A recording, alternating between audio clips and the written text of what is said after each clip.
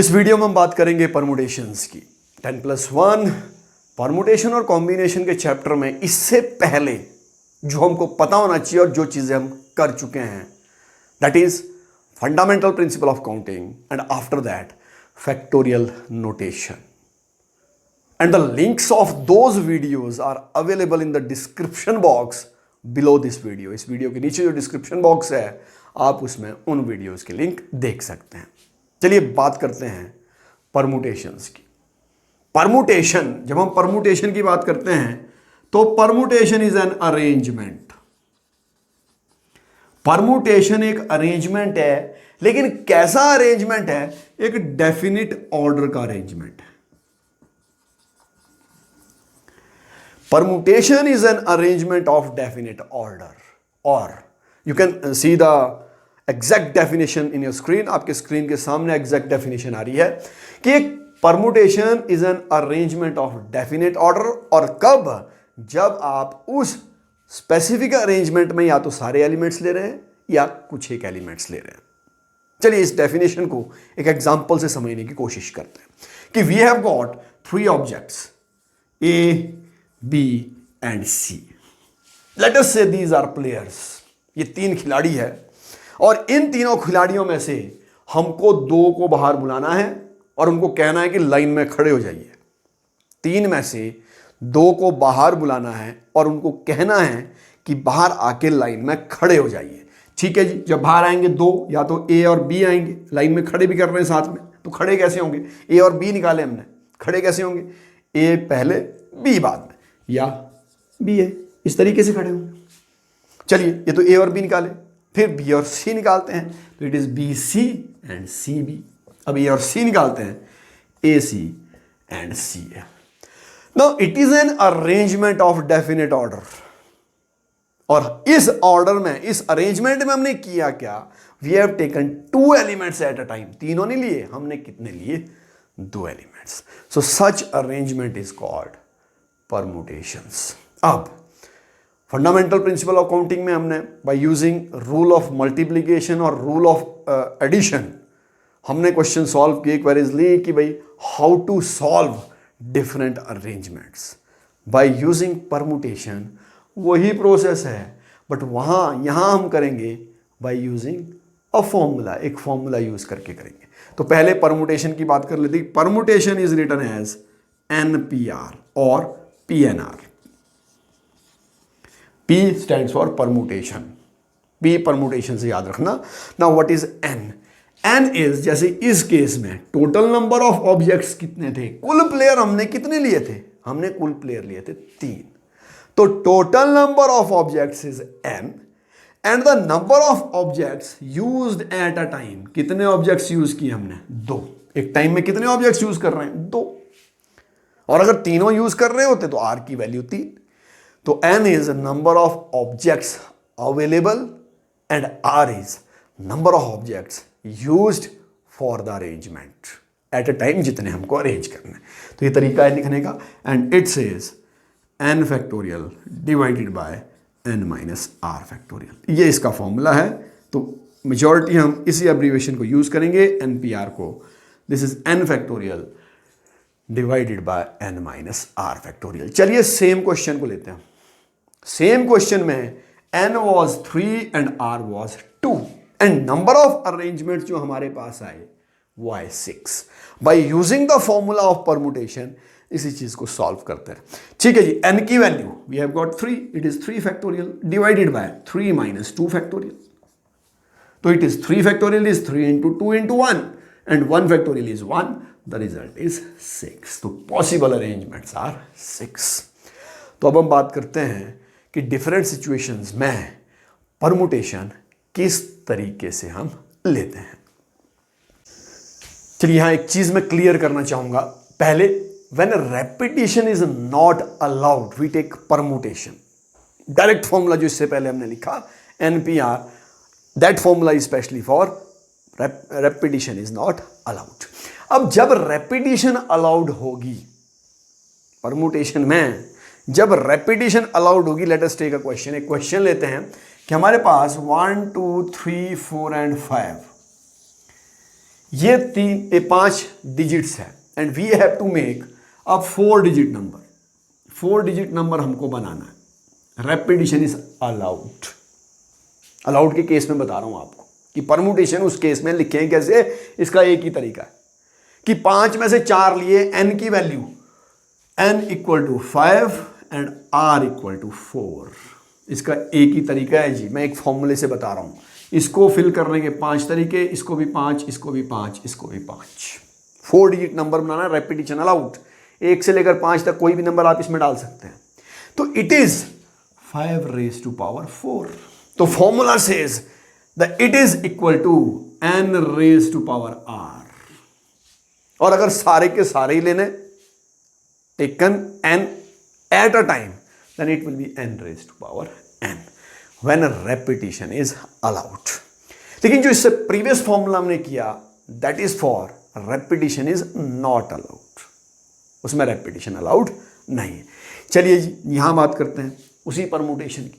लेकिन यहां दिक्कत क्या आ रही है? दिक्कत आ रही है first case, all objects are different. We have got mask,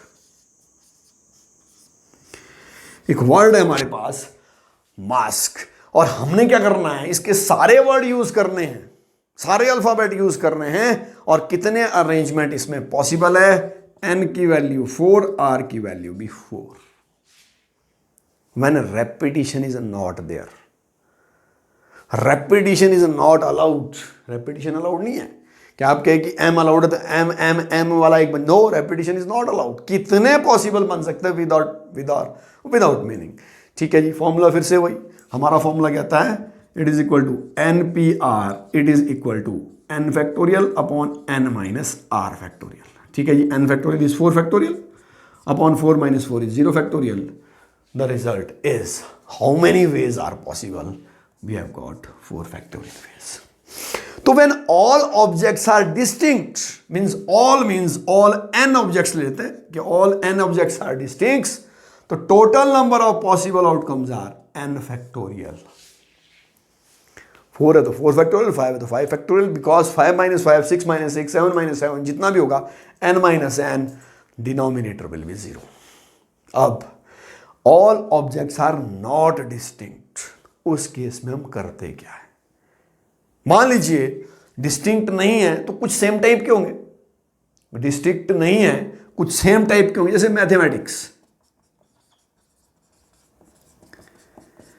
mathematics जो वर्ड है इसमें रेपिटेशन है, मास्क में रेपिटेशन नहीं थी, m अलग है, a अलग है, s अलग है, k अलग है। मैथमेटिक्स में repetition is, this is repetition, a की रेपिटेशन है, m की रेपिटेशन है और t की रेपिटेशन है।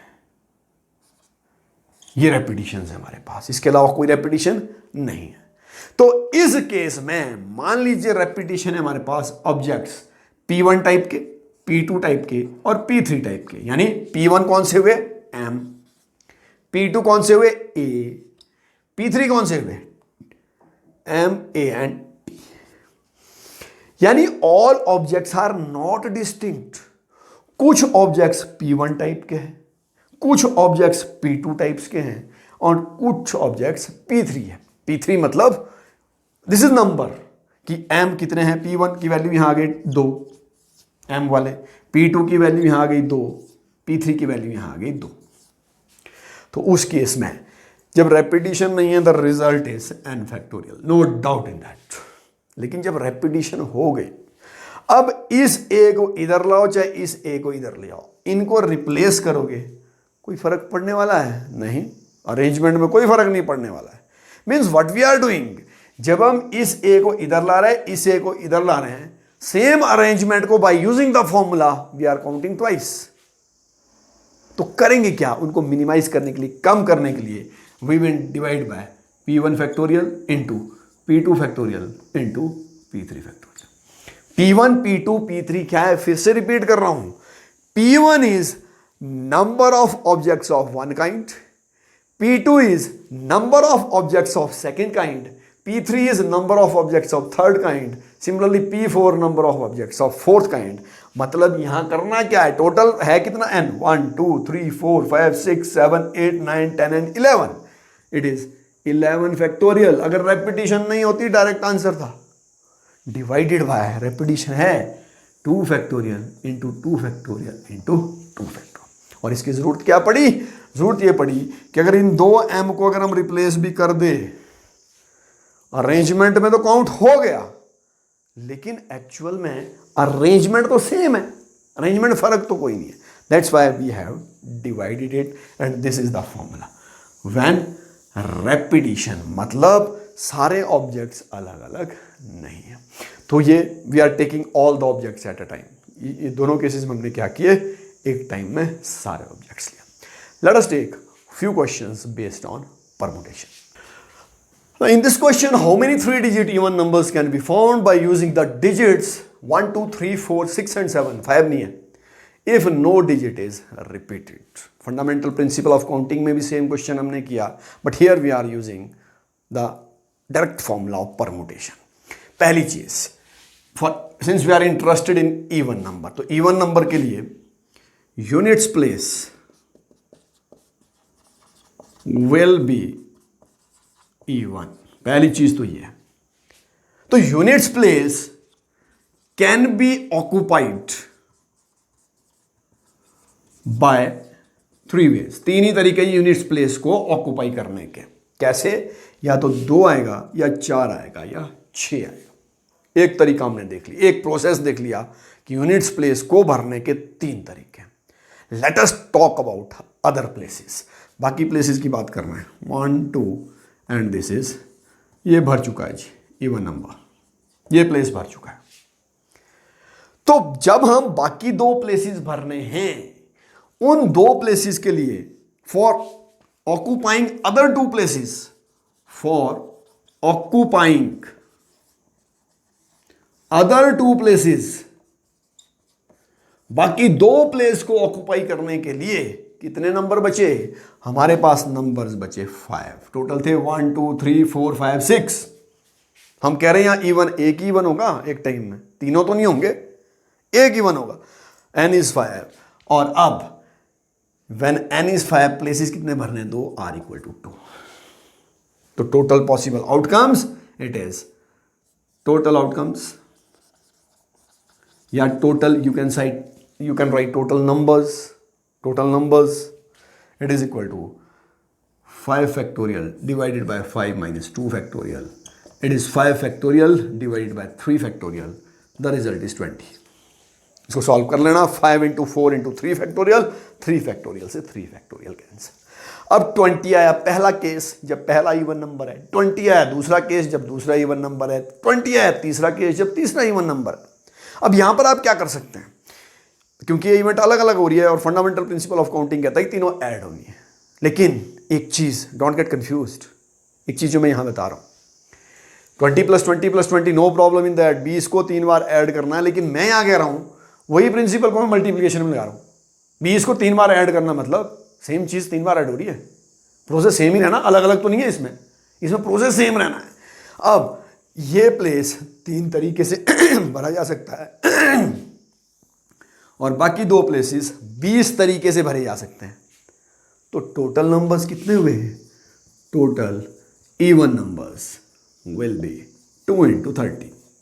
अब यहां कंफ्यूज मत होना कि फंडामेंटल प्रिंसिपल ऑफ काउंटिंग कहता है कि 20 + 20 + 20 सही कहता है, लेकिन जब 20 को 3 बार प्लस करना है, वही चीज मैं कह रहा हूं, तो you right it 3 × 20, one and the same thing. यहां मल्टीप्लिकेटिव प्रिंसिपल लग गया, वही चीज, क्योंकि साइमल्टेनियसली इसके लिए हमने कहा कि 3 तरीके, क्योंकि साइमल्टेनियसली हो रहा है, अलग अलग नहीं हो रहा है। अब अगर इस तरीके से हम उस चीज को कर रहे हैं, let us take few more questions by using the formula of permutation. Here we are interested in finding out the value of r। Formula apply करते हैं जी, 5pr it is equal to 6pr - 1।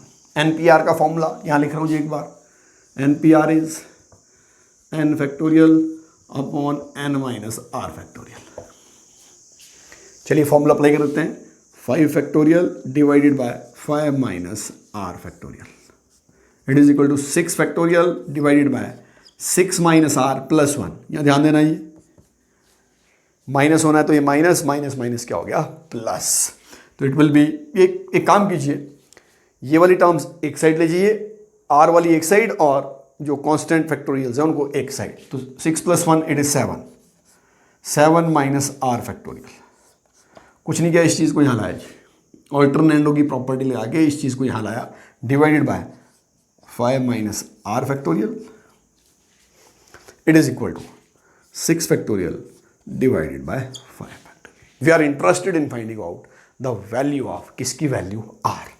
अब देखिए 6 factorial को कहाँ तक लाना है, 5 तक। राइट हैंड साइड को पहले बता रहा हूँ आपको कि करना क्या है।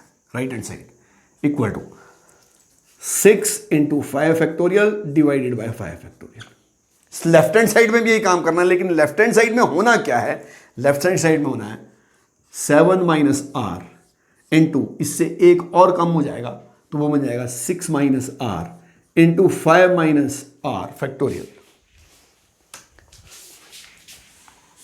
Right it like this, left hand side 7 minus R into 6 minus R, एक एक कम करते हो जा रहे, जो जैसे वहां कर रहे थे वही काम यहां कर रहे हैं, -1 करते हो, n into n minus 1 into n minus 2 into n minus 3, factorial जहां पे आपको स्टॉप करना है वो आपको फैक्टोरियल लगाना है, ठीक है जी, इंटू 5 माइनस आर फैक्टोरियल, क्योंकि यहां डिनोमिनेटर में 5 माइनस आर फैक्टोरियल हमारे पास है, ये चीज कैंसिल होगी। Simplify, what we will get, open the brackets, यही ब्रैकेट ओपन कर रहा हूं, 42 minus 7r minus 6r plus r square, it is equal to 6। We will get quadratic equation बना रहा हूं जिसकी, what we will get, r square minus 13r, इसको इधर ले आइए, minus 36, it is equal to 0। Further simplified, इसको फिर से सिंप्लीफाई कीजिए। जब आप सिंप्लीफाई करेंगे 13 का मिडल टर्म जब आप स्प्लिट करेंगे, what we'll get, we will get minus 30, sorry, it is plus 36, not minus 36, it will be r minus 4 into r minus 9, it is equal to 0। तो इसमें r की दो वैल्यू आएगी, r की value आएगी 4 एंड r इक्वल टू 9। अब रुकना है यहाँ पर लास्ट में, ये क्वाड्रेटिक इक्वेशन को सॉल्व करके यहाँ रुकना है, लास्ट रुकना इस तरीके से है, दिस इज एन, एन या तो 5 है या तो 6 है, यानी आर की वैल्यू 5 से बड़ी तो नहीं होगी, it means R can not be equal to 9, R की वैल्यू आ गई 4। यहां ध्यान देना है जी, ऐसा क्यों हुआ, अगर आर ही बड़ा हो गया कि 5 हमारे पास रिसोर्सिस और एक टाइम में 9 यूज करना है, ऐसा हो सकता है, नहीं हो सकता। तो exact value of R is 4। तो इस क्वेश्चन को हमने क्या किया, by using the formula of permutation we have found the value of are.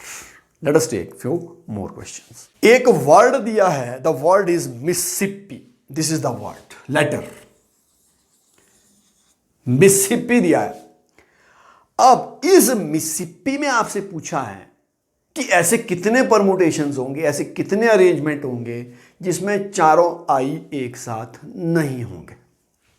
यहां थोड़ा कंफ्यूजन है, चारों आई एक साथ नहीं होंगे मतलब ये इधर, चलो यहां ले लो, यहां ले लो, कहीं भी ले लो, लेकिन इसका एक बेस्ट ऑप्शन क्या है इस क्वेश्चन को सॉल्व करने का, हम क्या करते हैं, पहले निकालते हैं कि टोटल अरेंजमेंट कितने हैं, फिर निकालते हैं कि चारों आई इकट्ठे कहां हैं। वो आसान काम है, 4 आई को इकट्ठे करके एक arrangement banana, that is comparatively simpler.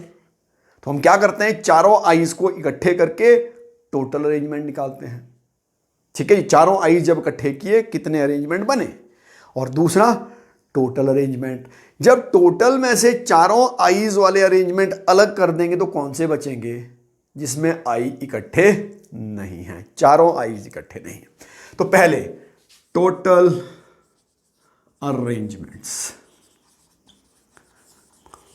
ठीक है, टोटल अरेंजमेंट्स को निकालने के लिए सबसे पहले रेपिटिशंस चेक करनी पड़ेगी, रेपिटिशंस है इसमें, ठीक है जी, M no repetition, I I's कितने हैं 4, ठीक है जी, एस कितने हमारे पास, अगेन 4, आईज 4 हो गए, एस कितने हो गए, पी कितने हो गए 2, और टोटल नंबर ऑफ, इसमें जो total number of alphabets use हुए 1 2 3 4 5 6 7 8 9 10 एंड 11। तो टोटल अरेंजमेंट्स कितने हुए, total arrangements will be 11 factorial divided by 4 factorial into 4 factorial into 2 factorial. 1 2 3 4 5 6 7 8 9 10 and 11। अगर रेपिटेशन नहीं होती, 11 में से 11 के 11 यूज करने तो 11 फैक्टोरियल डिवाइडेड बाय रेपिटेशन। कितनी रेपिटेशन है किसी ऑब्जेक्ट की, कितनी number of repetition of a particular object, 4 4 and 4। ये आ गए total. Second case interesting, when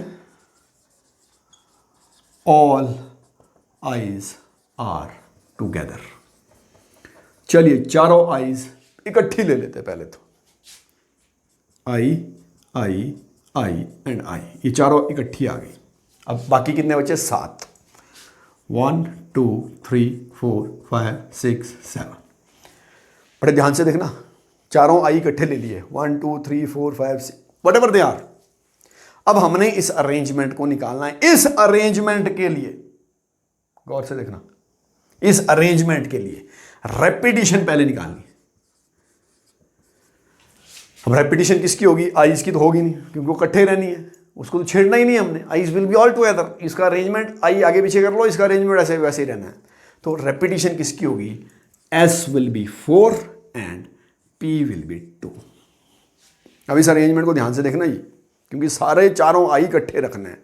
या तो आई यहाँ होगा, या इसकी जगह होगा, या इसकी जगह, इनमें से किसी भी जगह पर चारों आईज इकट्ठे रहेंगे। तो यहाँ टोटल एन देखना पहले, क्योंकि ये चारों का पैकेज एक साथ जाएगा जहाँ भी जाएगा। टोटल एन कितना है, 1 2 3 4 5 6 7 एंड 8। ये 8वां जो है ना, ये सब एक साथ ही जाएगा। अगर ये अकेला उठना है कहीं पर भी, ये चारों एक साथ उठने, this will be a pack of 1। Means total कितना हुआ, रेपिटेशन के साथ it is 8 factorial divided by 4 factorial into 2 factorial. When all I's are together क्या मिला, 8 factorial divided by 4 factorial into 2 factorial. Now when all I's are not together, जो question हमसे पूछ रहा है, आर नॉट टुगेदर कब होगा, टोटल में से इकट्ठे वाली अलग कर दो। टोटल कितनी है, 11 factorial divided, you have to make the calculations yourself. 2 factorial minus 8 factorial divided by 4 factorial into 2 factorial. This is how we will find this arrangement. Let us take one last question. इस question में हमको दे रखा है कि in how many veg can the letters of the word permutations, ये word है permutation नहीं है, परमुटेशंस है, इट कैन बी अरेंज्ड कैसे, सच दैट फर्स्ट केस कि it start with P and and with S. 1 by 1 ले रहे हैं हम परमुटेशंस में।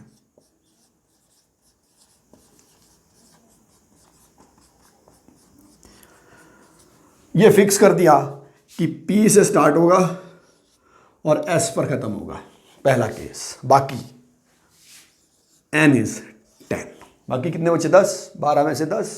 Repetition, we have to see the repetition, ये बड़ा जरूरी है। अब रेपिटिशन किसकी है, repetition we have got repetition of T कितना है 2। तो टोटल अरेंजमेंट कितने बने, टोटल अरेंजमेंट्स कितने बने जी, 10 फैक्टोरियल डिवाइडेड बाय 2 फैक्टर। कैसे, P और S को फिक्स कर दिया, 10 है, इनको अरेंज करना है, 10 फैक्टोरियल वे में होंगे, 10 फैक्टोरियल डायरेक्टली, लेकिन रेपिटिशन देखनी है वो क्या होगी, divide 10 factorial divided by 2 factorial. चलिए सेकंड केस। सेकंड केस कहता है कि वॉवल्स आर टुगेदर। ठीक है जी, वॉवल्स को इकट्ठा रखना है। देख लेते हैं इसमें वॉवल्स कौन कौन से हैं। ए इसमें है, ई इसमें है, आई इसमें है, ओ इसमें है, यू इसमें है, 5 वॉवल है जी, ए ई आई ओ यू, इनको इकट्ठा रखना है। इसके अलावा कितने बचे, 7, 1 2 3 4 5 6 एंड 7। अब इससे पहले जो मिसिसिपी वाला हमने किया ना, मिसिसिपी में सारे आई थे, तो आई को चारों को आगे या पीछे लिखो, वो चेंज नहीं होने वाला है। लेकिन यहाँ दो चीज़ें देखनी है, मिसिसिपी की तरह ये भी, यहाँ दो चीज़ें देखनी है। नंबर वन, वॉवल जरूरी थोड़ी ऐसी ही होंगी ए ई आई ओ यू, इकट्ठे ही रखने, यही बोला है क्वेश्चन में कि इकट्ठे रखने। तो पहले vowels can be arranged bye, कैसे, कितने तरीके से, बाय हाउ मेनी वेज, कितने तरीके से, 1 2 3 4 5 रेपिटेशन है, नहीं है, तो बाय 5 फैक्टोरियल वेज। पहले तो काम कर दिया वॉवल्स का, पहले कौन सा काम किया, वॉवल का। तो अरेंजमेंट, अब अरेंजमेंट इंक्लूडिंग वॉवल, पहला तो हमने सिर्फ वॉवल ही देखा, अभी ये पूरा अरेंजमेंट थोड़ी देखा। तो अरेंजमेंट इंक्लूडिंग वॉवल, यही लिख लेते हैं, arrangement including vowel, vowels set, ऐसा लिखते हैं, वॉवल्स सेट, कि वॉवल का पूरा सेट इकट्ठा जाएगा। सेम प्रोसेस, 1 2 3 4 5 6 7 8, रेपिटेशन है, बिल्कुल है जी, 8 फैक्टोरियल डिवाइडेड बाय, क्योंकि वॉवल्स की रेपिटेशन थोड़ी थी, रेपिटेशन किसकी थी, टी की, तो डिवाइडेड बाय 2 फैक्टोरियल, क्योंकि इनके अंदर टी रहेगा, यहां तो नहीं है ना टी। तो पहले वॉवल्स का अरेंजमेंट कितना था, 5 फैक्टोरियल। अब पूरे इकट्ठे का कितना हुआ, सारे का अरेंजमेंट, ये इसको इंक्लूड करके अरेंजमेंट कितना हुआ, 8 फैक्टोरियल डिवाइडेड बाय 2 फैक्टोरियल। तो टोटल